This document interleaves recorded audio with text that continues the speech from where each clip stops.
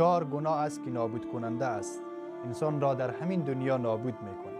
اگر یکی از این 4 گناه را انجام دادی، الله متعال در همین دنیا تو را مجازات میکند، با آخرت نمیگذارد. پس کوشش کن که از این 4 گناه دور باشی. این 4 گناه چیست؟ اول، حق مردم. متوجه حق مردم باش.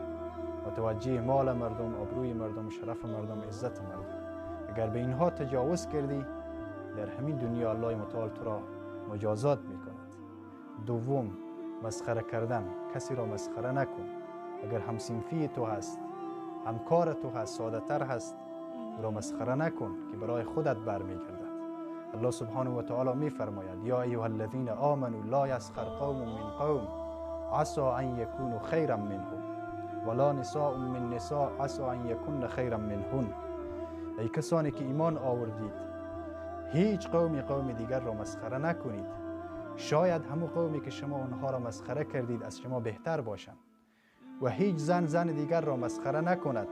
شاید همو زنی که مسخره کردید از شما بهتر باشد. سوم، نافرمانی والدین. اگر پدر و مادر را آزار دادی، در همین دنیا خوار میشی، با آخرت نمیماند. تو جوان یک لحظه فکر کن، وقتی طفل بودی پشه در صورت تو می نشست، تو قدرت پس کردن پشه را نداشتی. امروز با حمایت پدر، با قدرت پدر، با سرمایه پدر، با زحمت و تلاش پدر بزرگ شدی، جوان شدی، نیرومند شدی. امروز که ورزشکار شدی، در مقابل پدر استاد میشی، بر سر پدر آواز میکشی، بر سر مادر آواز میکشی. و چهارم، ناموس مردم. متوجه ناموس مردم باش.